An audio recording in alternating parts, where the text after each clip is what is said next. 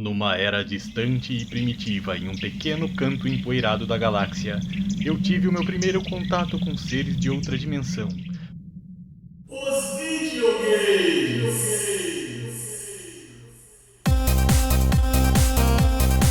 Venha comigo em aventuras de volta no tempo e histórias sobre a minha vida com os videogames. Neste podcast chamado Hey, você conhece o Mario? Here we go!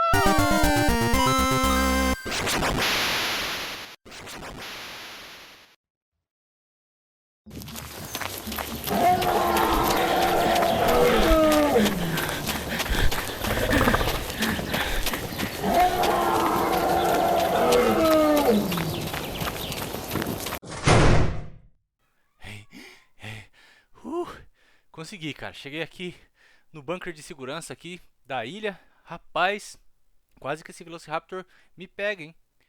Bom, nada mais me resta fazer enquanto o resgate não chega, a não ser compartilhar com você a história de toda a franquia Turok. Que talvez você não saiba, mas tem vários jogos aí da franquia Turok, cara. E outra coisa que muita gente não sabe é que o Turok ele não começou como um jogo de videogame. Não, e ele não é um produto dos anos 90, e sim um produto muito mais antigo. O Turok ele começou lá nos anos 50, como uma história em quadrinhos, cara. Ele nasceu numa revista chamada Four Color Comics em outubro de 54, cara. E o Turok, basicamente, era uma história clássica de aventura com ficção ali, que acompanhava um guerreiro nativo americano chamado Turok e o seu irmão Ender. Eles estavam perdidos, né, num vale perdido, habitado por dinossauros e povos pré-históricos, cara. Então, assim, ele tem muito aquela pegada dos Conans antigos, né? Que o Conan lutava com um dinossauro antigo, assim, aqueles desenhos antigos, né? Bem clássicos mesmo. E aí, conforme o tempo foi passando, cara, o Turok foi ganhando notoriedade dentro dessa revista e ele acabou ganhando a sua própria revista, cara. Pois é. E aí ele foi. A série foi sendo comprada, vendida para outras produtoras e tal, né? E até que ela chegou lá nos anos 90 numa produtora de quadrinhos chamada Valiant Comics. E a Valiant Comics, por sua vez, foi comprada por uma grande empresa de games lá dos anos 90, cara, chamada Acclaim. A Acclaim, cara, era a EA da época, assim, sabe? Era uma mega publicadora de games. E ela comprou a Valiant Comics em 94 e a Iguana Entertainment em 95, cara. E eles já falaram pros caras assim, chegaram pros caras da Iguana Entertainment, que era um estúdio de jogos, e falaram, ó, veja aí do catálogo da Valiant Comics, várias propriedades que eles têm, achem alguma dessas propriedades que vocês possam transformar em algum jogo. E aí os caras da Iguana Entertainment deram uma olhada lá nas propriedades de quadrinhos que a Valiant tinha e acharam entre elas o Turok, cara. Que era um índio lá norte-americano, caçador de dinossauros e tal, né? E eles falou, pô, a gente pode trabalhar com isso aqui, né, cara? Podemos transformar isso aqui num game de ação. E aí foi daí que surgiu, então, o primeiro Turok, lá em 1997, cara. Pois é. Mas diferente dos quadrinhos, onde o Turok era o nome do cara, era o nome desse nativo americano, desse índio, né? No jogo, cara, o Turok ele meio que virou um título, sabe? Um título de honra, assim. Então, o personagem do jogo, de 64 lá de 97, depois saiu para PC também em novembro do mesmo ano, né? Então ele saiu em fevereiro para 64 e em novembro para PC do mesmo ano, 97, tá? Esse personagem, o Turok, então, no jogo, ele não se chama Turok. No jogo você assume o papel de um cara chamado Talset, um índio norte-americano chamado Talset, né? Que ele é enviado a essa terra perdida aí, cara, para impedir o vilão chamado The Campaigner de recuperar um poderoso artefato chamado Chronoscepter, que foi fragmentado para evitar sua influência maléfica e tal. Então, o jogo basicamente ele se resume em você reunir todas as 8 partes do Chronoscepter e impedir que o Campaigner destrua a barreira entre esses mundos fantásticos aí, né? O Turok, cara, ele tem uma grande importância porque ele veio ali naquela transição do 2D para o 3D, né? Onde os videogames adotaram o 3D como uma tecnologia do futuro, né, cara? Naquela época do 64, do Play 1 ali, que o Turok ele foi o primeiro jogo FPS, né, third party para Nintendo 64. Então ele abriu as porteiras para outras produtoras, sabe? A galera viu que realmente agora os videogames poderiam fazer jogos em 3 dimensões e em primeira pessoa com qualidade, né? Com qualidade equiparável à de computadores da época, sabe? Então o Turok ele foi importante por isso. Mas não só por isso, né, cara? O Turok, ele era um jogo bem original, diferente de outros jogos ali de tiro que a gente tinha na época, como Doom, Quake, né, que eram jogos futuristas espaciais, cara. Ele era um jogo com uma ambientação bem diferente. Porque o Turok, você vai pro Lost World, né? Você vai para esse mundo místico ali, um mundo mágico, quase pré-histórico, onde você enfrenta dinossauros, você enfrenta ciborgues, você tem até macaco gigante, vários tipos de dinossauros diferentes, robô, alienígena, né? Uns chefões bem grandes também. Tudo aquela mescla de anos 90, né, cara? Ninja, ciborgue, guerreiro Zulu, guerreiro tribal, tudo que você possa imaginar de inimigos. Então ele era bem diferente por isso, sabe? Você também tinha uma vasta gama de armas, né, cara? Você começava com a faquinha, depois você tinha um arco e flecha, que era algo bem diferente naquela época para um jogo, né, cara? A pistola, a escopeta, né? Depois você tinha a evolução da escopeta também, metralhadora, lança-granada e tal. E você tinha algumas armas diferentes, armas alienígenas, como um rifle de pulso, né, cara? Um canhão de fusão nuclear e o próprio Chronoscepter, que é como se fosse um cajado aí mágico que você pega, você vai juntando as 8 partes dele ao longo do jogo, né, para matar o chefão final, o Campaigner, cara. Então assim, esse jogo ele bebeu muito da fonte do Doom e do Quake, por quê? Porque apesar de ser um jogo bem revolucionário para a época, cara, né? Pra você ter uma ideia, ele foi um dos primeiros jogos ali a usar os limites do cartucho de 8 MB do 64, cara, né? Então, assim, você tinha inimigos que reagiam à tua presença, que podiam, sei lá, cara, correr na tua direção, jogar objetos em você.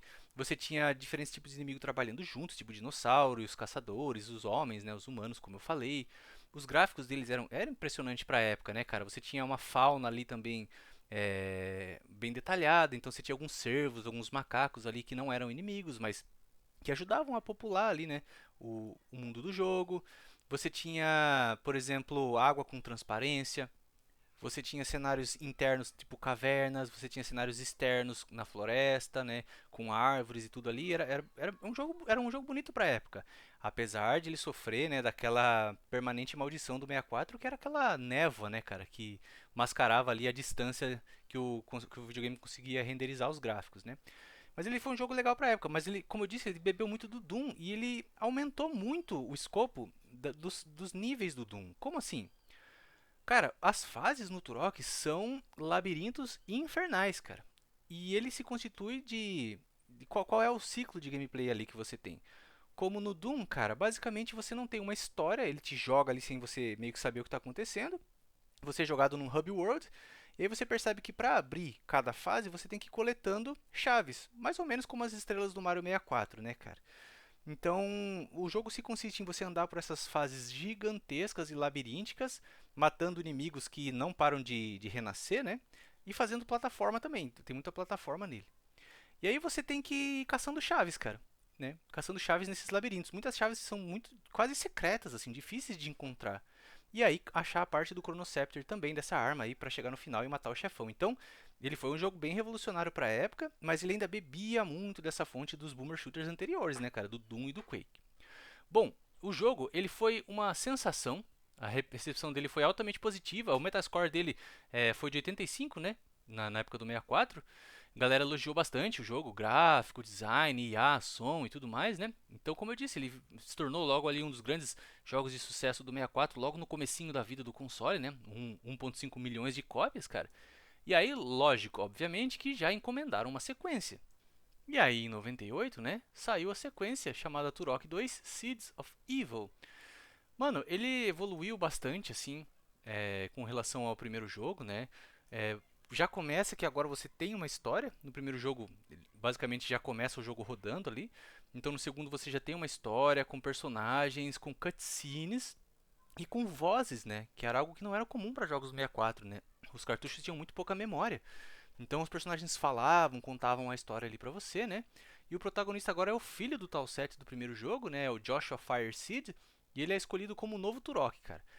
E assim como no primeiro jogo a missão do pai dele era impedir que o Campaigner escapasse, né? No segundo jogo, agora o inimigo é o Primagen, que é um outro ser que é basicamente uma reskin do primeiro, sabe? Então, cara, ele também foi lançado para 64, para PC, né? E como eu disse, além dessas melhorias da história, né, da parte do lore do jogo assim, cara, você teve ali também um dos primeiros títulos que usavam o cartucho de expansão do 64, então você poderia ter gráficos melhores. Os inimigos, cara, já não tinha mais esse lance de você ficar matando inimigo, eles ficarem renascendo ali eternamente, igual no primeiro jogo, que sinceramente às vezes cansava um pouco, sabe? E ele tinha uma coisa muito louca, assim, cara, do Turok, porque o 64 nessa época, ele ainda era visto muito como um console para criança, assim, um brinquedo, né? Aquela coisa que vinha ali do Super Nintendo ainda. E o Turok, ele já era um jogo extremamente violento. E o 2, então, cara, triplicou essa violência. Então, os inimigos têm tanto sangue, assim, mas tanto sangue que chega a ser cômico, sabe? Então, quando você atira, por exemplo, num dinossauro humanoide lá nos inimigos do jogo, cara, você pode arrancar a cabeça deles com um tiro, né? Você pode despedaçar eles com um tiro e esguicha sangue nas paredes, no teto, no chão, assim. É bem brutal mesmo, assim. Inclusive, esse jogo ele tem uma arma que ficou conhecida, né, na franquia Turok, que é a Cerebral Bore. É como se fosse pensa numa broca, cara. E ela, você atira, ela é uma broca teleguiada e ela vai até o cérebro do inimigo e começa a furar o cérebro do teu inimigo, assim. Então você vê a broca perfurando a cabeça do inimigo, fazendo aquele barulho de broca mesmo, sabe? Ué, assim, o cérebro do cara saindo pra fora, assim, sendo esguichado pela broca. É algo extremamente violento, né? Impensável até aquele momento numa plataforma da Nintendo. Bom, outras evoluções que esse jogo teve, né? Ele ainda é um jogo de caçar chaves num labirinto, porém as fases agora elas são mais compactas, elas ainda têm bastante partes secretas e tudo, né? Mas não são mais aquelas fases gigantescas que, né, você vai ficar perdido ali por horas e horas e horas, elas já são um pouco mais guiadas assim. Mas você ainda está caçando chaves e ainda está juntando partes de uma super arma para poder matar o chefão no final, né? Então, basicamente, ele é o Turok 1, só que um pouquinho melhorado, né? Graficamente melhorado, as fases são mais variadas, porque no primeiro é sempre caverna ou floresta. Aqui não, cara, você tem base estelar, você tem a floresta, você tem um pântano, tem missões que você vai montado num dinossauro, você vai montado num triceratops com uma bazuca, assim. Então ele tem uma variedade melhor que o primeiro, né? Os inimigos continuam ali sendo humanoides, né? Que são chamados de dinoides. Algumas até bicho voador tem, sabe? E assim, tem alienígenas, tem insetoides. Ele é um jogo bem legal, assim, cara. E ele também recebeu, cara, o primeiro multiplayer, né? Da série que suportava até 4 jogadores em split screen, né? Deathmatch, Team Deathmatch e tal. E a recepção dele na época também foi boa. Também notas muito boas, acima de 80% aí. Vendeu 1,75 milhões de cópias até no começo de 99, né, tal. Então ele foi um jogo que foi recebido bem. E obviamente que pro ano seguinte tivemos mais uma sequência, que é o Turok 3, Shadows of Oblivion. Bom, cara, o Shadow of Oblivion, né, ele foi desenvolvido de novo pela Acclaim, né, cara? E aí ele evolui um pouquinho mais a fórmula ainda. Bom, ele é um jogo de 2000. Então a gente já tinha como referência o Half-Life. O Half-Life, cara, foi uma explosão na época, porque diferente de muitos jogos de tiro, né, dessa época, do comecinho dos anos 2000, o Half-Life ele trouxe uma coisa que era muito legal e que a gente não tinha visto em outros jogos de tiro até aquela época, que era uma história profunda, uma história assim mais complexa, com personagens mais complexos, né? E era uma história que era contada pra você e você estava ali participando daquela história em tempo real, sabe? Então você não ficava ali sentado vendo, né, filminhos ali por 20 minutos. E ele tinha uma história interessante, cara, uma história legal de ficção. E aí o Turok 3, né, ele bebe disso também. Então, em vez de jogar o jogador num labirinto gigantesco, onde ele tem que ficar coletando chaves, como os jogos lá, Doom lá de 1993, né, cara? Que já essa fórmula já estava envelhecida ali nos anos 2000, ele seguiu mais pela linha do Half-Life, onde você tinha fases muito mais lineares, com objetivos muito mais delimitados, né? Não tinha que ficar catando chave e catando parte de arma. E você tinha essas cutscenes, cara, que não só as cutscenes eram mais elaboradas ainda do que no 2, com vozes, todos os personagens com vozes, né? Mas foi a primeira vez que eu vi naquela época, assim, um jogo onde os personagens eles mexiam a boca, eles tinham expressões faciais também. Né? Lembrando que as cutscenes não eram feitas em computação gráfica, eram com o motor do próprio jogo. Então você vê os personagens se expressando ali com poucos polígonos no rosto, né, cara, abrindo a boca enquanto eles falam, era algo muito legal na época, que realmente mostrava o poder do 64, né? Então, nesse jogo, você joga agora com dois protagonistas. É outra diferença também, que é o Joseph e a Danielle Fireseed, que são os irmãos do Joshua do segundo jogo, né? Então, após os eventos do segundo jogo, né, cara, uma força cósmica destruidora chamada Oblivion, ela tenta entrar na Terra perdida, né, e eliminar a linhagem dos Turok. É mais ou menos a Skynet, assim, eles querem eliminar a linhagem dos Turok, né. Uma outra diferença desse jogo também, que eu sinto que teve uma influência do Half-Life ali, cara, é que ele já não é mais um jogo que se passa assim na selva, ali no Lost Land, né? Ele é um jogo que ele é ambientado majoritariamente na Terra, cara. Então você vai ver muitas cidades ali destruídas, né? Tem eventos também que acontecem independentemente do jogador, como por exemplo no Half-Life. Então você vê tipo assim a polícia tentando combater esses monstros que estão entrando na Terra ali pelos portais da Lost Lands. Tem o primeiro chefe, inclusive, que você enfrenta no jogo, é um helicóptero possuído por uma força cósmica lá, sabe? Então ele mostra que o jogo ele tá acontecendo meio que sem você, sabe? Aquele universo ali ele acontece independentemente de você. Outra coisa que é muito legal também é que no primeiro jogo, além de você ter aquelas fases gigantescas de, sei lá, 4, 5 horas de duração uma fase, cara, de você ficar perdido, fazendo backtracking pra caramba, procurando chave, segredo. Aqui não, cara, você pode salvar o jogo no memory card do 64, né, no save pack, e ele também salva em checkpoints como no 2, só que são checkpoints mais generosos ali. Então você vê que tem evoluções, né, na fórmula do jogo, sabe? Não só isso, mas dependendo do personagem que você escolher, há mudanças no gameplay também. Por exemplo, se você joga com a Danielle, você pode saltar mais alto, você pode usar um gancho para escalar, você pode carregar armas mais potentes. Agora, se você é o cara mais do stealth, cara, você pode jogar com o Joseph, que é o irmão mais novo. Ele pode rastejar, passar por espaços estreitos, ele tem um sniper com visão noturna, tem áreas exclusivas para cada um dos personagens no jogo. Então tem aquela parada do replay, né? Incentiva o teu replay também.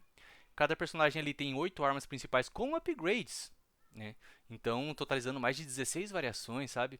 Então, ele é um jogo que ele é muito mais contido, assim, sabe? Tipo, dividido em pequenos capítulos, com eventos mais roteirizados ali, né? Inspirados bastante no Half-Life mesmo. E os inimigos ali, cara, continuam sendo esses monstros, dinossauros, humanoides e tal. Você tem os insetoides também, ciborgues e tudo mais, né? Mas a história do jogo realmente não é o forte assim do jogo, sabe? Mas a galera reclamou um pouco na época, cara, porque ele não trazia muita inovação ali e tal, né? Lembrando que a gente já está em 2000, né, cara? Então o 64 sofria com queda de frame rate também, né? Especialmente nos cenários mais densos, no multiplayer e tal. Mas eles evoluíram ali, acho que o que eles conseguiram evoluir, sabe, cara? Então, na jogabilidade com os personagens diferentes, nas fases diferentes, né? E uma coisa muito mais contida, ele é muito mais próximo a um jogo de tiro de hoje em dia, assim. Alguns pontos negativos que eu achei conforme eu estava pesquisando os jogos, cara, é que a galera reclamou, né, que o modo multiplayer dele foi removido e os níveis às vezes eram meio confusos ou vazios, assim, sabe? Sem contar a queda de frame, né? Então, ele não recebeu uma nota tão alta quanto os outros, ali ficando numa média de 71, né? Mas mesmo assim ele foi elogiado pela sua estrutura, né? Mais próxima ali dos jogos da época como Half-Life mesmo. E é claro que o jogo vendeu bem, então tivemos mais uma sequência ainda no Nintendo 64, cara. Já pensou nisso? Você ter 4 jogos da mesma franquia em um único console? Hoje em dia, geralmente, a gente tem um jogo em 4 consoles, né, cara? Bom, o próximo jogo da série, ele é um spin-off, cara. Ele é o Turok Raid Wars. Curiosamente, ele saiu um pouco antes do terceiro jogo, né? Então ele saiu entre o segundo e o terceiro jogo. Mas por que eu não coloquei ele na timeline, cara? Porque o Raid Wars, ele tava vindo ali daquela febre do momento, que era jogos que só tinham multiplayer, como o Unreal Tournament, o Quake 3 Arena, o Counter-Strike. Então a Acclaim tentou ir para esse lado, cara, abandonando completamente a história do jogo e focando 100% no multiplayer. Então, o Raid Wars, cara, ele é um jogo de tiro ali, multiplayer, você pode jogar até 4 pessoas, né? Ele foi lançado em novembro de 99, cara. E assim, eu pessoalmente nunca joguei, nunca tive muito interesse em jogar esse jogo, sabe? Ele tinha alguns modos ali, como tipo um modo cooperativo, tinha alguns trials, challenges para você fazer. Você podia dividir a tela e jogar entre 4 players. Você tinha um mata-mata, você tinha time, capturar bandeira, tinha um jogo chamado Monkey Tag, em que um jogador virava um macaco e os outros tinham que matar ele e tal. Mas assim, foi recebido tipo assim, ok, a galera gostou na época porque tava na moda, né? A IGN deu 8.9, pra você ter uma ideia, Game Informer deu 8, nota 8, notas boas, porque ele veio na crista da onda ali dos jogos multiplayer, né? Mas pra gente aquilo não interessa muito, como os jogos de Game Boy também, que saíram vários na época ali, pra Game Boy Color, pra Game Boy Advance. Mas esses jogos eles são tão rasos, cara, que não dá nem pra falar muito sobre eles.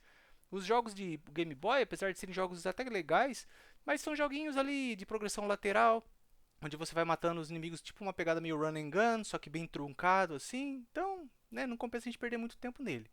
Vamos para o próximo jogo grande aí da série, né, focado em história, que é o Turok Evolution, meu amigo. Que sinceramente de Evolution não tem nada, cara. Parece que esse jogo foi um grande retrocesso, assim, sabe? Eu estava muito empolgado na época que esse jogo saiu, né? Ele saiu em 2002, 1º de setembro de 2002. Ele saiu já para PlayStation 2, né, para a próxima geração ali, Play 2, Xbox, GameCube, e ele teve uma versão para GBA também, que não é ruim não, cara. A versão do GBA é um contra-like ali, é um run and gun, onde você pode escolher dois personagens também, cada um com algumas habilidades diferentes. Era um joguinho legal de Game Boy. Já o de console mesmo de mesa, cara, meu amigo. Bom, ele saiu para PC também em 2003, tá? Em outubro de 2003. Então nessa época, cara, eu tinha o GameCube. Acho que em 2003, ali 2004, eu tinha um GameCube. E aí, na locadora da minha cidade, chegou esse jogo, o Turok. E eu amava Turok, já amava Turok, já tinha jogado os outros, né? Tirando o Rage Wars, que é o multiplayer, eu já tinha jogado todos os outros Turok. Então, quando esse jogo chegou na locadora, cara, eu fiquei louco, assim. Porque, primeiro, não tínhamos muitos jogos disponíveis para GameCube na locadora, né? Enquanto a galera do Play 1, do Play 2 ali se esbaldava, a gente tinha, quem tinha GameCube ou Xbox na época, era um jogo a cada 2 meses ali que saía, assim, alguma coisa bem escassa mesmo, cara. Então, quando eu vi o Turok lá na locadora, eu fiquei doido, mano. Fiquei doido, falei, preciso jogar esse jogo, né, cara? No GameCube ali, o que eu tinha jogado até então de tiro ali, jogos mais adultos ali no GameCube, mano? Tinha jogado o Red Faction e o Red Faction 2. Na verdade, eu tinha jogado só o Red Faction 2, que era um joguinho de tiro bem fraquinho, assim. Então eu tava ávido, mano, por um bom jogo de tiro, assim. E aí, eu vi a capinha do Turok. E, cara, crédito onde o crédito é merecido, né? Eu acho a capa desse Turok a melhor de todas, cara. Eu acho muito massa aquele Velociraptor pulando em direção à capa, assim, tenebroso, né? Com as garras pra fora, aqueles dentes enormes. Eu acho essa capa desse jogo, eu acho uma das capas mais legais dessa geração aí de videogames, né? E aí eu fui correndo alugar o Turok, cara. E que decepção, mano. Que decepção. Bom, pra começar, né, ele foi desenvolvido de novo pela Acclaim, né? E, mano, a versão do GameCube até que não é a pior, assim, do Play 2 consegue ser pior. Ele continua, né, um jogo de FPS, ele tem bastante fases, né? Ele tem mais de 60 fases. As fases elas se passam em ambientes variados também, selvas, tem cidades suspensas, fortalezas, ruínas, né? E ele pega um pouco aquilo do Turok 2, que no Turok 2 você pode ter uma fase que você vai montado num Triceratops, né? Nesse jogo você vai montado, cara, tem uma fase tipo que você vai voando e você vai montado em um dinossauro chamado Quetzalcoatlus, ou Quetzalcoatlus, né? Ele é como se fosse um pterodáctilo gigantesco, assim, com metralhadoras. Então, ele tenta adicionar uma variedade, né? Você não tem só as fases no chão, você também tem essas fases voadoras aí que você vai destruindo tudo no seu caminho, montado no inimigo, né? Os inimigos continuam sendo os dinossauros. A gente tem uns novos répteis humanoides que são os soldados Slag, né? Tem algumas criaturas mecânicas, os chefes grandões ali, coisas já tradicionais da época, né? Da franquia Turok. A gente continua tendo o arco, que a gente pode usar o arco e flecha, a pistola, a escopeta, lança-chamas, minigun. A minigun é um lixo, as armas não têm impacto nenhum. A escopeta desse jogo é a arma mais feia que eu já vi na minha vida. E uma coisa que assim, que eu senti que foi a maior decepção pra mim, cara, é a questão gráfica. Porque se você for no YouTube agora e jogar o Turok 3, o Shadow of Oblivion do 64, cara, você vê um gameplay, você vê as cutscenes, ele é um jogo muito impressionante pro 64, assim. Ele é um jogo que, sinceramente, de verdade, cara, eu acho ele não só tão bonito, mas até mais bonito do que o primeiro Half-Life, sabe? Ele é um jogo bem bonito mesmo. Esse aqui, o Evolution, cara, ele é horrível. Horrível. Ele tem as texturas completamente lavadas, parece que tudo está borrado, você não tem nitidez em nada. As armas são completamente sem graça, assim. Os inimigos são completamente sem graça. Os ambientes são super genéricos, assim, sabe, cara? E, assim, a história, de novo, eles voltam com o Tal Set, que é o protagonista do primeiro Turok. Né? A batalha, né? Qual é a premissa do jogo? Você está batalhando com o capitão Tobias Bruckner, do exército americano, e ambos são sugados por um portal para as terras perdidas do jogo, né? Você tem que impedir que os Slags, né, que são esses lagartos humanoides, e o Bruckner destruam a cidade de Galiana com uma arma gigante chamada Juggernaut. É isso. E aí, assim, cara, você no final você mata o Bruckner montado num T-Rex, e aí, quando você mata ele, você aceita o manto de Turok, cara. Então, assim, esse é de longe o jogo mais fraco da série até esse momento. Até esse momento. Como diria o Homer, até agora. Os gráficos são horríveis. A IA é ridícula. Os inimigos são completamente desinteressantes. Fases extremamente lineares, onde você tem que simplesmente matar tudo que tem na fase e chegar no final. Ele é super genérico, gráfico horrível, armas sem inspiração nenhuma. Cara, esse é um jogo que eu recomendo você, se você tem interesse na série Turok, pode pular esse jogo, que você não vai estar perdendo nada, sabe? Só que, cara, após a recepção desse jogo ter sido assim, meio fraca, né? Pra você ter uma ideia, cara, a nota média dele no GameCube é uma nota 7, né? No GameCube, tá? Porque no PlayStation ela vai pra 60, sabe? E no PC, cara, ele era um jogo tão bugado assim que as notas dele são baixíssimas. Então, assim, esse jogo flopou tanto, ele foi tão ruim, que a gente só foi ter uma sequência para ele muitos anos depois. Lembra que no 64 a gente tinha um Turok por ano? Que no 64 a gente teve 4 Turoks? Pois é, cara, a gente teve esse no GameCube em 2002 e depois a gente só foi ter um outro Turok 6 anos depois na outra geração. De tanto que esse jogo deixou um gosto amargo na boca de todo mundo que jogou. Bom, mal a gente sabia que o Turok de 2008 ia ser o prego final ali no caixão, né, da franquia. Bom, o Turok de 2008 já não foi mais desenvolvido pela Acclaim, porque a Acclaim eu acho que já tinha até ido pro saco nessa época, já tinha falido, né? A desenvolvedora desse jogo foi a Propaganda Games. Na época, ele foi considerado um jogo até assim nos trailers, né, de anúncio dele assim, o que impressionava era o gráfico, porque ele usava Unreal Engine 3 na época, né, cara? E a ideia desse jogo é que ele foi um reboot completo. Então ele não dava continuidade na história do Tal Set, né, dos Turoks e tal. Não tinha ligação nenhuma com os outros jogos da franquia. Bom, como ele foi lançado em 2008, no auge do Gears of War, franquias como Gears of War, Resistance, Killzone, Halo, ele se transformou num jogo de Space Marine, cara. É claro, por que não? Então o jogo ele bebe muito dessa pegada do Space Marine durão ali, né? E ele se passa no futuro, num espaço, um espaço sideral, tanto que o jogo já começa ali dentro de uma nave espacial, com o capitão passando a ordem para os super soldados ali, os Space Marines, né? Ele foi lançado para Play 3, para Xbox e para PC em 2008.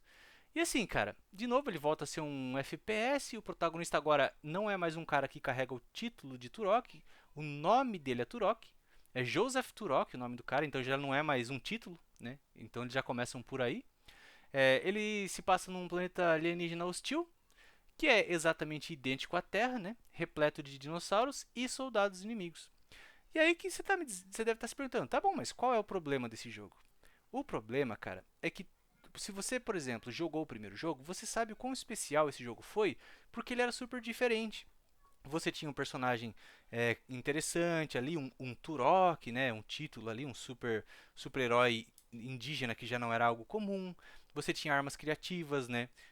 Você tinha tipos de inimigos diferentes, como os índios, né? Índios Zulus ali. Você tinha os dinossauros, os ciborgues e tal. Nesse jogo de 2008, quais são teus inimigos? Você tem os Velociraptors, que não são literalmente Velociraptors, não são nenhum tipo de mutação, humanoide, nada. Você tem algumas abelhas e você vai passar 90% do teu jogo atirando em soldados. Sim, soldados humanos, cara.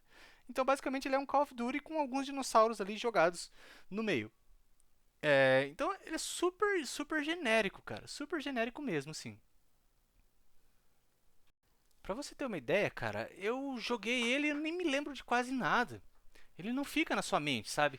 Eu sei que você tá caçando um cara, tipo um comandante lá, no final você acha o cara, mata ele, tem uma luta com o tiranossauro e acabou, assim. Super, super genérico, sabe? Então, de novo, eles quebraram todo o contato com os outros Turoks antigos, então a história não tem nada a ver, sabe? As armas são as armas mais fracas possíveis que você possa imaginar. Pistola, submetralhadora, escopeta e minigun. Todas são péssimas, não tem impacto nenhum. O som das armas é ruim, o impacto delas é ruim, o design é genérico, o design dos inimigos é genérico. Cara, ele é péssimo. Ele é muito, muito ruim mesmo. Então, esse jogo ele é tão ruim, mas tão ruim, cara, que pra você ter uma ideia, o Metacritic dele é 69, nota 69 de Xbox 360, e eu acho muito, muito generoso, né? Porém, a galera tava muito na vibe de Turok. Ia fazer mais de meia década que a gente não tinha um Turok, né, cara? Então ele vendeu mais de 1 milhão de cópias em 2 semanas. Ele foi muito bem vendido, sabe? Vendeu bastante mesmo, porque a galera queria um Turok novo. Só que, tipo assim, cara, eles já até pensaram em começar a desenvolver o próximo Turok e tal, mas aí a Propaganda Games meio que entrou em pedido de falência e tal, e aí cancelaram o Turok 2, ainda mais depois da recepção ali dessas 2 primeiras semanas que passou. A recepção do jogo foi ficando cada vez pior, né? E, enfim, foi um jogo que realmente matou a franquia de verdade. Já estamos em 2025, foi anunciado uma continuação, um novo jogo, né, de Turok. Aí saiu recentemente o trailer chamado Turok Origins. É um jogo com jogabilidade cooperativa para até 3 jogadores. E assim, sinceramente, cara, eu vi o trailer e realmente é algo que me doeu um pouquinho, assim, porque eu acho que Turok já era, cara. Turok já era, sabe? Infelizmente, era uma série que começou com muita promessa, assim. Inclusive, os quadrinhos foram relançados pela Dark Horse Comics depois. Se você gosta de quadrinhos, cara, leia os quadrinhos do Turok, chama Turok Son of Stone, Filho da Pedra, da Dark Horse Comics. São quadrinhos muito legais, assim, que contam como se fosse uma recontagem do quadrinho original de 54. Mas olha, eu não vejo um futuro muito para a série Turok. Dinossauros aparentemente estão em baixa ainda, né? Não temos aí nenhum Dino Crisis remake anunciado, nem nada. Mas assim que o Dino Crisis for anunciado, o remake for anunciado, né, vai vir toda aquela hype ali de dinossauro de volta. E quem sabe o Turok não ganha mais uma chance, né? Mas, cara, eu espero que você tenha se divertido voltando no tempo aí comigo, revisitando toda a franquia Turok, né? E dê uma chance para o Turok 1, para o Turok 2 e para o Turok 3, que são jogos muito criativos. Tem remasters feitos pela Night Dive Studios para PC, para todas as plataformas modernas. São jogos com save state, com todas as melhorias gráficas possíveis, rodando a 60 frames. É a forma ideal de você conhecer esses títulos ou rejogar esses títulos hoje. Mas por hoje é isso, espero que você tenha se divertido. Meu resgate acabou de chegar, então eu tô indo nessa, cara. Vejo você na próxima. Fui!